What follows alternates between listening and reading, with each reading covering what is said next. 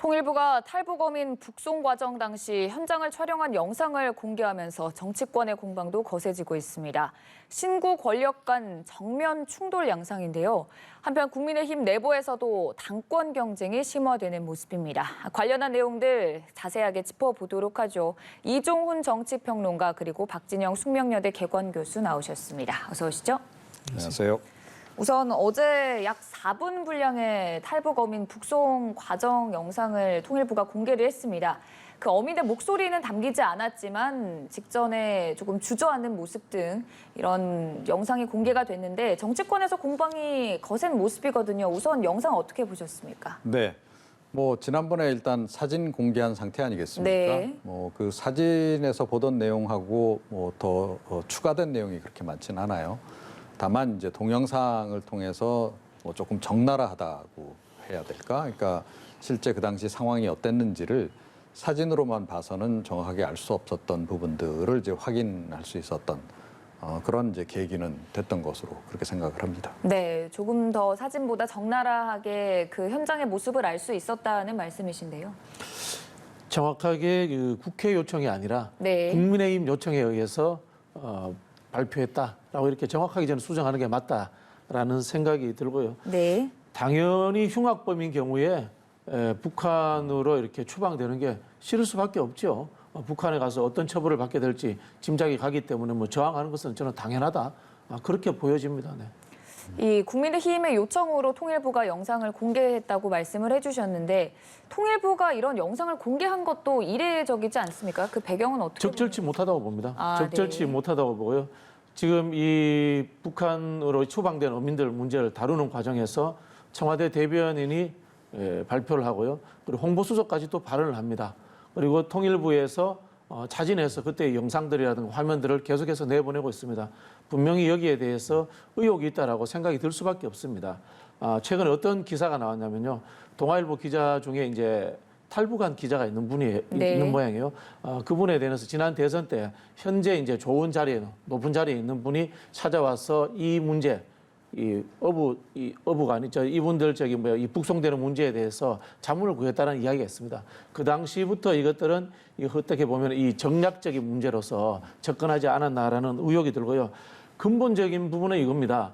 이게 국제법과 국내법, 그다음에 그 당시에 북한과의 관계가 우호적이었냐, 평화적이었냐 이런 부분에 대해서 사이에서 논란거리가 생길 수밖에 없습니다. 왜냐하면요, 국내법에 의하면은 북한은 미수복 지구입니다. 대한민국 한반도의 영토고 그렇기 때문에 북한의 주민들도 대한민국 국민입니다. 이렇게 접근할 수밖에 없습니다만은 우리가 근데 수십 년 동안 북한에서 이렇게 내려온 분들을 돌려보내기도 하고 이런 절차들이 있었습니다. 근데 이게 국내법 절차에 다 맞습니까? 맞지 않지 않습니까? 그죠? 그런 상황들은 다 북한과의 관계 속에서 우리가 이것을 봐왔던 겁니다. 그런데 지금 정권이 바뀌었다고 해서 이것을 북한과의 관계를 우호적이지 않은 적대적인 관계로 끌고 가겠다는 측면에서 전 정부가 했던 것들을 모든 것을 하나의 국내법 상황에만 입각해서 이걸 처리한다고 하면 이거는 도저히 정치 행위로서 받아들일 수 없는 하나의 기획이다라는 이런 의혹이 생길 수밖에 없는 겁니다.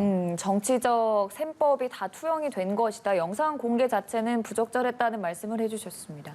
근데 이게 이제 정치적 논란이 되다 보니 그러니까 이런 영상까지 공개하는 상황으로까지 지금 연결이 되고 있다. 이렇게 이제 네. 봐야 될 것 같고요. 그러니까 이번 사안의 핵심은 그러니까 이 북송을 하는 과정에서 그러니까 인권 유린 행위가 없었는가. 그다음에 이제 법적으로 위반되는 사안 또는 네. 이제 헌법 정신을 위반한 사안 그런 것이 없는가 하는 부분인데 지금 이 대통령실이라든가 지금 여당 입장에서는 실제로 그런 행위가 상당히 있었다라고 지금 보는 거죠. 네. 기본적으로. 그리고 사실은 이 부분은 국제인권단체, 그러니까 유엔 인권이사회를 비롯해서 그쪽에서도 이미 사건 발생 당시에 문제 제기를 했던 바가 있습니다. 그렇기 때문에 이 부분을 이제 규명을 해야 되는 이제 그런 그 상황이고, 정치적 쟁점이 되다 보니 이제 서로 여론전을 지금 여야 할 거 없이 맹렬하게 지금 펼치고 있는 상황이긴 한데, 앞으로는 어찌됐건 지금 수사도 진행 중이고 하니까 실체적 진실, 그리고 특히 실체적 진실 가운데서 가장 중요한 부분은 역시 국제 인권 단체들이 문제 제기하고 있는 그런 인권 유린 사례가 없었던 것인지, 그리고 그와 관련해서 그 당시 김정은 답방이라고 하는 또 다른 정치적 변수가 개입됐는지 여부, 이게 이제 앞으로 확인돼야 될 부분이 아닌가. 그리고 뭐 정치적으로 추가적으로 또 이제 논란이 될 만한 부분은 그러니까 문재인 대통령이 이 상황을 얼마나 잘 알고 있었고 어떤 지시를 내렸는가. 네. 어찌됐건 그 사안의 중대성으로 봐서 대통령에게까지 보고가 이제 된 것 같고 또 일각에서 사실은 이제 이 사람들 납포하기 전부터 뭐 북송을 이미 결정하고 있었다라고 하는 그게 보고가 문재인 대통령에게까지 이루어졌다라는 그런 누군가의 지금 제보 내용도 지금 이게 보도를 타고 있어서 네. 이 부분도 함께 공개가 돼야 될 이제 그런 그 상황이 아닌가 이렇게 생각을 합니다. 여러 부분을 짚어주셨지만 우선 국민의힘은 이번 영상 공개 이후 지난 정권의 인권 유린이 이루어졌다는 결정적인 증거가 나타났다며 진상규명 필요성을 다시금 계속해서 주장하고 있는 상황이지 않습니까? 이제 국민의힘에서 이야기하는 게 그 당시 상황이 김정은 위원장이 아세안 회의에 오도록 하기 위해서 돌려보내지 않았냐 이런 이야기를 하지 않습니까? 이게 전형적인 정치적 해석인 겁니다. 정치적 해석을 이미 하고 있는 겁니다. 이거 아니겠어요? 흉악범의 인권이라는 것을 도구로 이용해가지고 전 정권을 공격하려고 한다라고 이게 이제 보이는 겁니다. 우리 국민들은 다 알고 있습니다. 우리가 이 국내법 문제라든가 유엔 이야기 수많은 이야기를 하고 있지만은 이분이 실제로 흉악범이라면 이 두 사람이 흉악범이라면 국내에 머무르게 하는 것이 맞는지 북한으로 돌려보내야 되는 것이 맞는지 상식적으로 판단하면 되는 일 아니겠습니까? 여기에 대해서 한번 여론이나 이런 것들 보십시오. 지금 현 정부가 잘하고 있다고 하지 않습니다. 저는 그런 측면에서 이 현 정부가 하는 이 행위들이 전 정부를 조사하고 욕보이기 위해서 하는 하나의 기획성이다라고 이렇게 생각이 들 수밖에 없다는 겁니다. 우리 지금 국내법 문제로 접근을 하면요. 개성공단을 만들고 북한의 금강산에 관광 가고 이런 것들 다 불법입니다. 이거는 남북관계라는 특수성에 의해서 만들어지는 것들이지 이걸 헌법에 있는 대한민국의 영토는 뭐 한반도 전체다 모든 국민 북한에 있는 주민들도 대한민국 국민이다 이런 식으로 접근하면요. 북한과의 통일에 관한 논의라든가 교류에 관한 논의 어떤 논의도 할 수 없는 겁니다. 이 남북관계 특수성을 인정하지 않는 아주 뭐라고 하나 반복적인 그런 하나의 비평화적인 이런 정서일 뿐입니다. 제가 보기에는. 근데 조금 전에 상식 말씀하셨는데요. 네. 그러니까 이 상식에 맞게끔 그 당시에 처리를 했으면 국제인권단체 쪽에서도 문제 제기를 하지 않았을 것이고요. 그리고 지금 이게 다시 또 이렇게 논란이 될 여지도 없습니다. 그런데 그 당시에 상식적으로 처리를 안 했기 때문에 이게 지금 이제 논란이 되는 이제 그런 그 상황이에요. 물론 이제 제가 보건대는 약간 정치적인 부분도 지금 함께 지금 섞여가지고 이게 좀 옥석을 가리기 굉장히 어려운 그런 국면인데 그럼에도 불구하고 실질적 진실은 반드시 가려져야 된다 이렇게 좀 생각을 해요. 그러니까 상식적으로 생각하면 그러니까 지금 뭐 그 정의용 전 안보실장이 밝힌 바를 보더라도 이 사람들이 우리 쪽에 납포되기 전에 이미 그쪽에서 뭔가 사고를 치고 온 것을 파악하고 있었던 것 같아요. 첩보를 가지고 뭐 SI 정보로 지금 얘기가 되는데 아마 뭐 도주를 했다 뭐 이런 이제 북한군 내부의 뭐 통신이라든가 이런 걸 감청을 했겠죠. 자, 그래 사건을 알고 있었다라는 거죠. 그런 배가 온다. 그런 상태 같으면 이 사람들을 왜 납포를 합니까? 그러니까 월선하지 못하도록 경고 방송을 해서 북측으로 보내면 되는 거예요. 그럼 북측에서 알아서 뭐 북한 보위부 쪽에서 나와서 체포를 해가든지 그래서 우리는 감시만 하면 되는 겁니다. 이 사람들이 월선하지 않도록. 그런데 그렇지를 아니하고 우리 군은 잡으려고 했고 이 사람들은 도주를 계속 반복했다는 거 아니겠어요?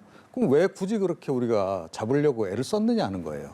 그러니까 이 부분도 상당히 좀 의혹일 수밖에 없는 겁니다. 이거는 뭔가 북측의 요청을 받고 이 사람들을 잡아서 보내는 것을 일종의 대신해 준 뭐 그런 정황으로 볼 수밖에 없는 것들이 지금 많이 포착이 되고 있다라는 거예요. 이건 추가적인 지금 의혹들이 지금 제기가 된 상태인데 이런 부분도 이번에 결국은 함께 좀 다 규명이 돼야 되는 그런 그 상황이다. 그러니까 북송을 하려면 왜 납포를 했느냐 그 맥락에서 그래서 이제 제가 봤을 때는 이분들이 이제 귀순 의향서를 어떻게 썼느냐 하는 부분들, 그다음에 우리 평론가님이 말씀하신 부분들은 사실은 말단적인 문제입니다. 말단적인 문제. 이 사람들이 흉악범이기 때문에 국내에서 받지 않고 돌려보냈다는 사실이 것이지 그 과정에서 귀순서를 진정성이 있느냐 하는 부분들 그리고 말씀하신 것처럼 이 사람들이 요리조리 피해 다니는데 왜 밀어서 못 밀어 넣느냐 이건 사실은 그 현장에 있었던 기술적인 문제일 수도 있는 겁니다. 그는 저는 제가 봤을 때는 중요한 문제가 아니다 이 말씀을 드리고 싶고요. 가장 중요한 거는 말씀드린 것처럼 이 사람들이 흉악범이라는 것과 그리고 그 당시에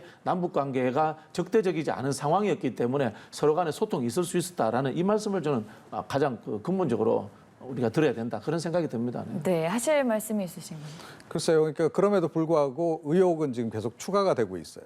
그런데 그게 조금 전에 말씀드렸듯이 정의용 안보실장이 본인은 해명한다라고 이야기를 그 첩보 이 부분을 언급을 한 건데 사실은 그 부분이 좀 자세히 들여다보면 더 논란을 유발할 수밖에 없는 그런 부분들이 좀 있는 겁니다. 그리고 뭐 16명을 이제 해치고 이제 넘어왔다. 이제 이런 부분에 관련해서도 지금 상식적으로 말이 안 된다라는 지적이 탈북민 단체에서도 많이 나오고 있고 그리고 이 국내에서도 그 관련 단체들에서도 그 부분은 좀 이상하다라는 지적들을 많이 해요. 2명이 과연 16명을 이렇게 살해하는 게 과연 가능하겠는가 하는 것이고 그다음에 북한의 이 오징어잡이 배로 제가 알고 있는데요. 오징어잡이 목선에 그렇게 과연 많은 사람이 타는지도 좀 이제 의아할 뿐만 아니라 뭐 잠자고 있는데 한 사람씩 뭐 이렇게 불러내서 뭐 이런 식으로 이제 가해를 했다라고 하는데 북한 배의 구조가 우리나라 어선하고는 상당히 다릅니다. 목선 자체가 뭐 취침실이 따로 있는 것도 아니고 이제 그렇다는 거죠. 그런 상태에서 과연 이런 그 엄청난 그 행위들이 벌어지는데 선원들이 다 그걸 모르고 그냥 그대로 잠자고 있었다.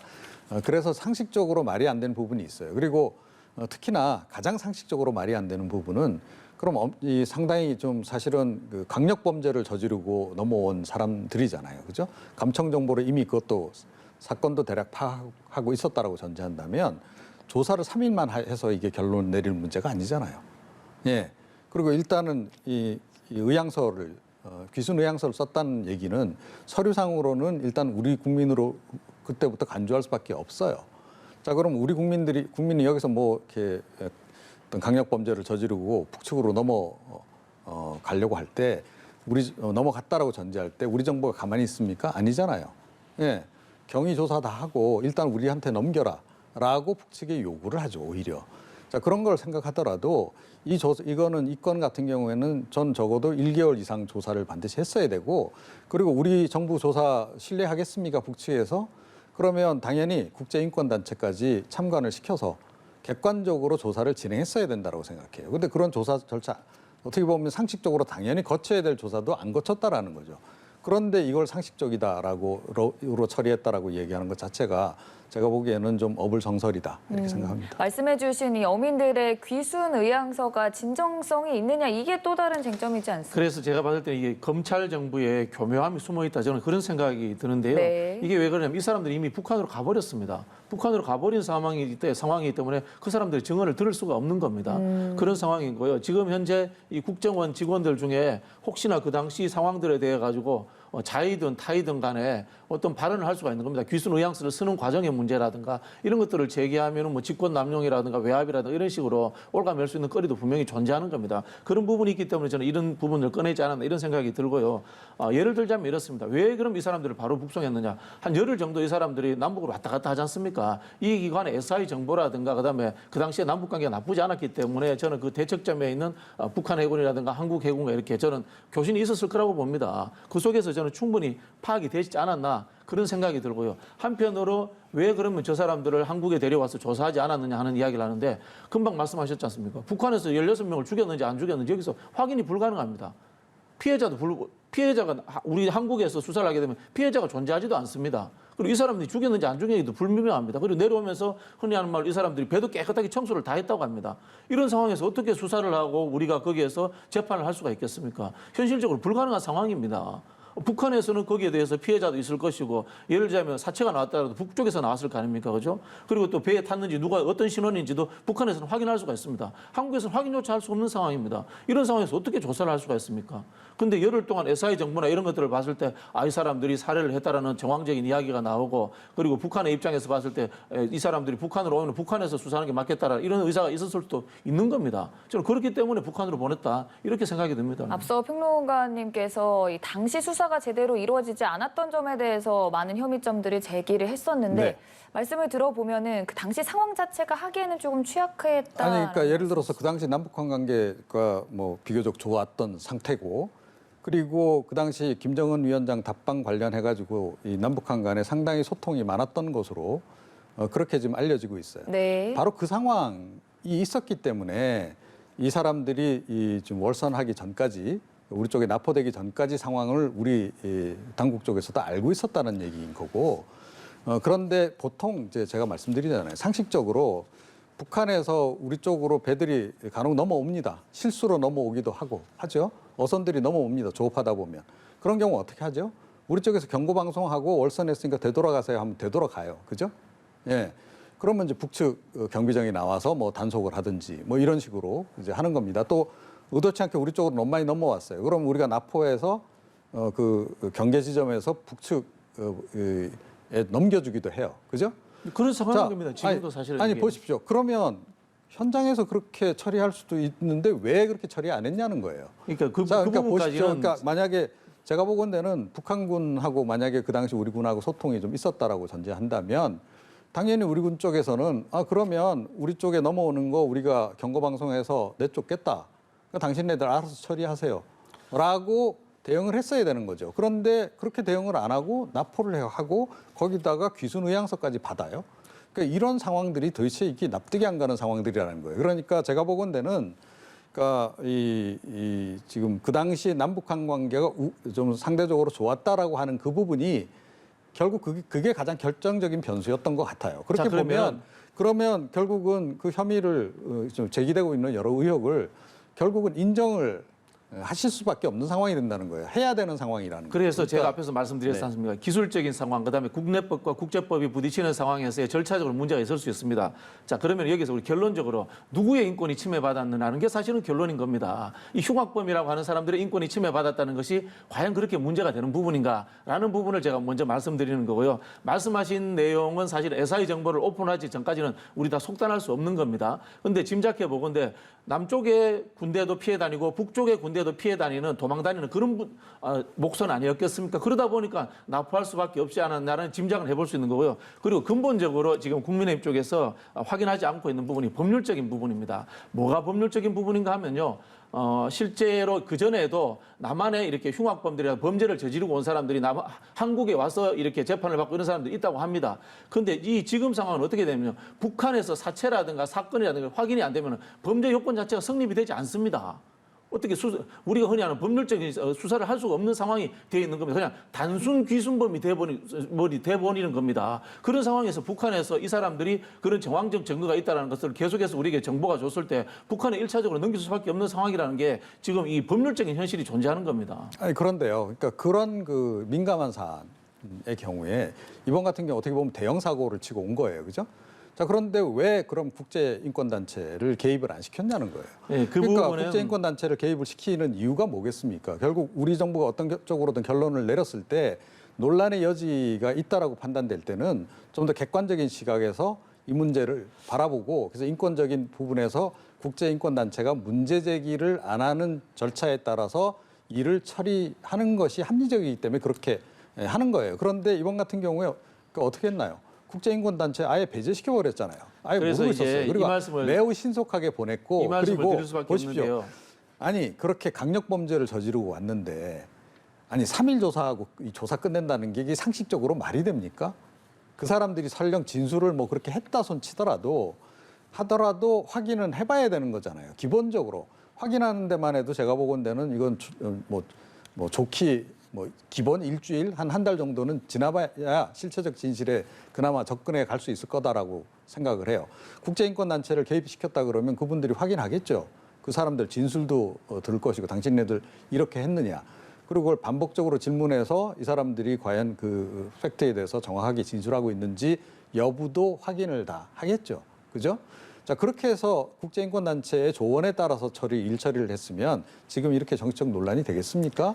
그런데 그렇지 않았다라는 거예요. 그거는 그 당시 조금 전에도 말씀하셨듯이 남북한 관계가 그야말로 좀 좋았던 때였기 때문에 그리고 김정은 위원장의 답방 한창 추진 중이었던 그 상황 때문이었던 것으로밖에 볼 수 없다. 그 그러니까 저희가- 그게 결국은 정치적인 판단이 개입이 된 거고 그런 과정에서 가장 기본적으로 아니 악랄한 범죄자라 하더라도 설령 살인자라 하더라도 기본적인 인권이라고 하는 것은 있는 것인데 그건 완전히 도외시켜버린 그런 상황이 됐던 거 아니냐 이런 얘기입니다.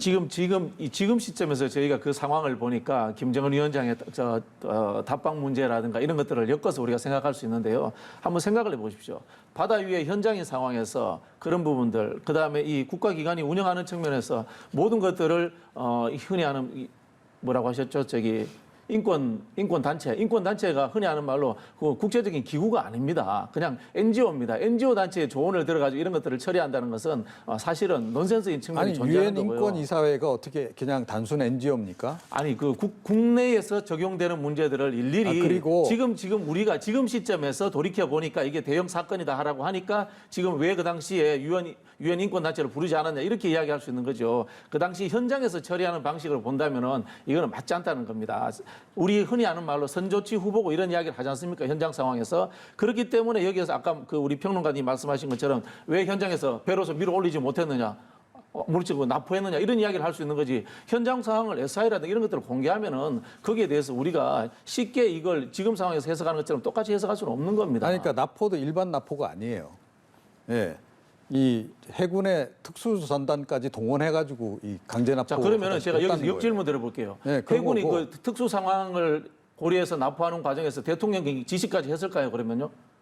대통령이 지시해서 그러면 해군 특경대가 들어가서 그럼 납포를 했을까요? 아니면 어느 선에서 지시를 해서 해군 특경대가 납포를 했을까요? 합리적으로는 그 절차가 지금 문제가 된다고 지적하시는 건가요, 합리적으로는 사실은 뭐 그 당시 청와대 뭐 대통령까지는 아니었다 하더라도 청와대에 상당히 영향력이 있는 정도까지 올라갔겠죠, 이 보고가. 그렇지 않고서는 해군 뭐 특전대원까지 동원할 정도는 아니었을 것이다. 그리고 통상적으로 납포하는 과정이라는 것은 아시다시피 우리 그냥 거기 경비정이 그냥 납포하는 거예요. 그죠? 그런 거고 보통은 밀어내죠. 밀어내고 불가피한 경우에 납포하고 이제 이런 건데 이번 같은 경우는 납포 경위 자체도 굉장히 이례적이었어요. 그래서 그런 부분도 제가 말씀드리고자 앞으로 해명이 돼야 되고 그리고 인권단체 엠네스티 비롯해서 유엔 인권이사회 사실 이분들 가장 도움 많이 받은 게 엠네스티 문제는 확인해 보실 필요가 있습니다. 아닌가요? 엠네스티의 네. 개인이지 금방 확인하실 필요가 있는데요. 엠네스티 전체의 입장을 낸다거나 그런 것은 제가 없는 걸로 알고 있습니다. 네. 그리고 국제인권단체 어떻게 보면 더불어민주당 정치하시는 분들이 과거에 민주화운동 당시에 그분들 가장 많이 시켜줬던 게 국제인권단체들이고 그리고 유엔 인권이사국이고 그 당시 인권 유린 행위에 대해서 그렇게 보호받고 그렇게 인권을 강조하시는 분들께서 왜 이 사안의 인권의 가장 기본적인 인권 부분에 대해서는 자꾸 그렇게 외면하고 이 반론을 제기하는 식으로 접근하는지 개인적으로 사실 좀 납득이 안 그 가요. 말씀은 제가 보기엔 좀 과도한 말씀이라는 생각이 드는 게요. 그렇게 이야기하시면은 광주에서 학살한 정권이 무슨 인권을 이야기합니까? 이렇게 대답할 수밖에 없습니다. 국민의 인권을 단 한 번도 존중하지 않았던 그 정당의 후예들이 국민의힘입니다. 근데 갑자기 뜬금없이 흉악범의 인권을 왜 그리 챙겼는지 이해가 안 되네요. 저도 이렇게 이야기해야 됩니다. 네. 그러니까 그런 식으로 나가시면은 과도해지는 겁니다. 참 여러 의혹이 제기되는 상황에서 양측의 공방이 쉽사리 해결되지 않는 상황인데요. 일단 윤석열 대통령은 모든 국가의 사무가 헌법과 법률에 따라 진행돼야 된다고 했다. 이런 입장을 밝혔습니다. 마지막으로 뭐 어떤 의중일까요? 뭐 결국은 헌법 법률에 따라서 이제 판단 내릴 수밖에 네. 없다는 걸 얘기를 한 거고 실제로 지금 뭐 수사가 진행 중인 상황이기 때문에요. 수사 결과에 따라서 이제 처리하겠다 이제 그런 원칙론적인 이제 이야기를 하신 것으로 그렇게 보입니다. 알겠습니다. 또 계속 그 추이는 지켜봐야겠고요. 대통령실 얘기도 좀 해보도록 하겠습니다. 지금 대통령실 내부적으로는 사적 채용, 이게 지금 국정조사까지 요구하는 상황인데 국민의힘은 우리도 이번 채용에 대해서 국정조사를 실시하면 민주당도 그 이전 정권에 있었던 디자이너 채용 등에 관한 국정조사를 또 해야 된다 맞불을 놓고 있는 상황이거든요. 이거는 뭐 전형의 물귀신 작전이에요.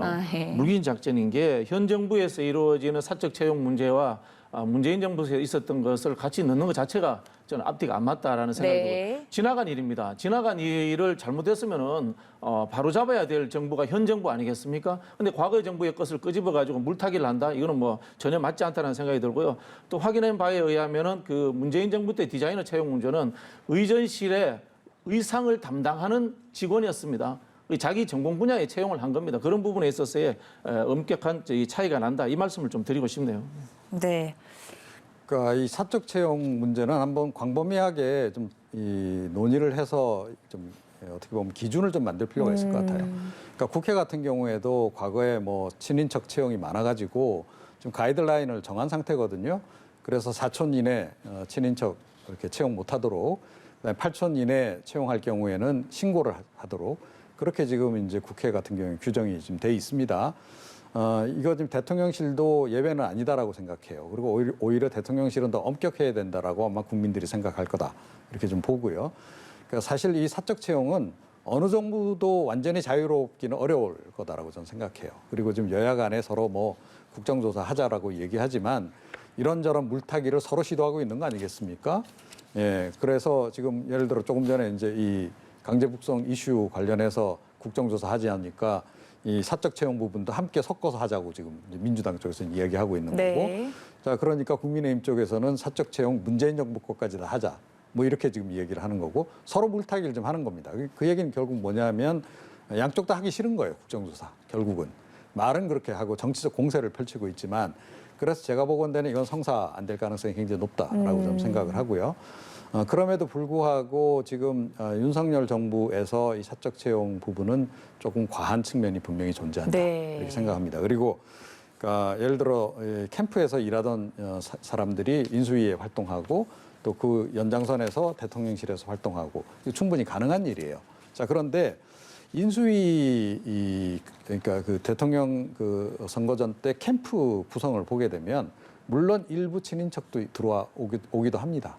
그런데 대부분은 사실은 각 분야의 이제 전문성 이런 거를 이제 고려를 해서 사람들을 이제 쓰죠.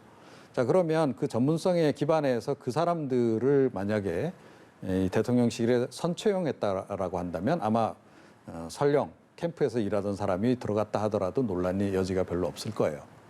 과거 정부는 대체로 그랬어요. 그랬는데 이번 같은 경우에는 캠프에서 일한 사람 중에서도 특히 지인들과 관련된 인사들만 어떻게 좀 이렇게 선발했 거 비슷하게 쏙쏙 뽑아다가 지금 이제 먼저 채용한 게 지금 문제인 것 같아요. 그러니까 뭐 우선적으로 이 사람들이 여러 가지 이제 뭐 예를 들어 뭐 선거 비용 같은 경우에 뭐 후원도 하고 뭐 이런 것들 때문에 조금 더 뭐 마음의 부담을 좀 느꼈을 수는 있다라고 생각해요. 그래서 아마 우선 이 사람들을 채용해야 되겠다는 생각을 한 건지 모르겠는데 이거 굉장히 위험한 발상인 거죠. 그리고 챙겨주더라도 우선순위 면에서 사실은 뒤로 약간 좀 물려야 됩니다. 일부러라도. 그런데 그런 걸 하지 못했다라고 하는 점은 제가 보건대는 대통령실 또 윤석열 대통령조차도 이 부분은 조금 좀 되짚어 생각해 보고 향후에 이런 일이 없도록 굉장히 주의를 하실 필요가 있지 않을까 이렇게 생각합니다. 계속된 인사 문제가 또 결국에는 윤석열 대통령의 지지율에도 영향을 끼친다는 분석이 나오는 상황입니다. 여론조사 추이를 살펴보면 긍정평가가 30%대를 계속 기록하고 있는 상황에서 윤석열 대통령이 그 이전에는 지지율에 연연하지 않겠다는 입장을 밝혔는데 오늘은 다른 질문이 없느냐며 조금 즉답을 피하는 모습을 보였습니다. 지지율은 그 흔히 하는 말로 국민의 여론입니다. 네. 국민의 여론을 무시하는 대통령을 과거에 우리는 독재자라고 얘기했습니다. 뭐 윤석열 대통령 뭐 하는 이야기는 아닙니다만은 지금 보이고 있는 이 노동 현장에 대해서 공권력을 투입하겠다는 이야기라든가 이런 모습들이 과거의 권위주의 정권의 시절로 거의 회귀하는 모습이다. 저는 뭐 그렇게 보여지고요. 실제로 이 사적 채용 논란이라든가 이런 것들을 그 이슈도 문제가 되지만 그것을 대하는 태도가 저는 더 큰 문제다 이렇게 보여집니다. 권성동 원내대표도 마찬가지고요. 대통령도 그게 뭐 별 문제가 되느냐 이런 식으로 접근하는 것 자체가 저는 국민 여론을 무시하는 처사다 그런 생각이 듭니다. 여기서 좀 바닥을 딛고 해소를 할 수 있을까요? 뛰어오를 수 있을까요? 그러니까 그러려면 이제 인식이 일단 기본적으로 바뀌어야 된다라고 네. 봐요. 그러니까 윤석열 대통령부터 생각을 좀 바꾸셔야 한다라고 봅니다. 그러니까 국민들이 지금 가장 분노해하는 부분, 인사 문제 중에서도 가장 분노를 좀 하고 있는 지점이 어디냐 하면 그러니까 윤석열 대통령을 국민이 선택한 이유가 뭔가요? 윤석열 대통령이 무엇 때문에 유명해졌습니까? 저는 사람에 충성하지 않습니다. 사실 그 한마디가 국민에게 울림이 컸기 때문에 대통령까지 전 된 거다라고 봐요. 자, 그런데 결국 충성하는 사람들로 주변을 꽉 채웠단 말이에요.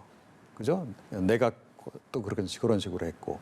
자, 그러니까 국민들이 이게 실망을 하는 거죠. 그러니까 적어도 윤석열 대통령은 과거 전직 대통령처럼 자기에게 충성하는 사람들로 주변을 이렇게 꽉 인해 장막을 쳐놓지는 않을 거다라고 생각했는데 뭐 보니까 비슷해요. 오히려 좀 더 심해. 자, 그렇다라고 한다면 국민들이 거기에 대해서 분노를 하지 않겠는가 하는 거 한 가지. 그 다음은 조금 전에도 말씀하셨다시피 권성동 원내대표를 비롯해서 이거를 이제 해명하는 과정에서의 그 발언들이 또 다른 좀 논란을 유발을 하고 있기도 한데 이게 결과적으로 그러니까 뭐 표현이 거친 것도 거친 거지만 가장 기본적으로는 뭐냐면 거기에 담긴 인식 자체가 굉장히 위험하다라는 거예요. 그러니까 결과적으로 따지고 보면 국민들 염장 지르는 발언을 계속 하는 겁니다. 예.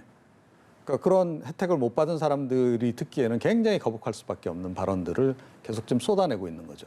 자, 그런 상태에서 어떻게 국민들이 이 정부가 잘하고 있다. 뭐 윤석열 대통령 우리가 지지한 보람이 있네. 이런 생각을 할 수 있겠습니까? 그래서 이 초심으로 되돌아가서 윤석열 대통령 옛날에 그 발언했던 그 심정으로 전 되돌아가서 정말로 그 사람에게 충성하지 않는 사람들, 정말로 그 일만 보고 열심히 하는 사람들, 그리고 국민을 바라보고 일하는 사람들, 그런 사람들을 중용하는 쪽으로 인사정책을 획기적으로 바꾸지 않으면 안 된다. 그리고 그것이 가능하려면 저는 당은 물론 말할 것도 없고 지금 대통령실도 전면 개편해야 된다라고 생각해요. 저는 이 정도 지경이 되면 비서실장부터 사표 던져야 된다라고 생각해요. 그런데 왜 아직도 안 던지고 있죠? 본인은 책임이 없다 이 얘기입니까? 대통령도 책임이 있지만 그 다음에 책임을 져야 될 사람은 비서실장입니다. 비서실장 당장 그만두셔야 한다라고 저는 보고요. 그리고 당에 책임지고 있는 권성동 원내대표도 사실은 책임을 져야 된다.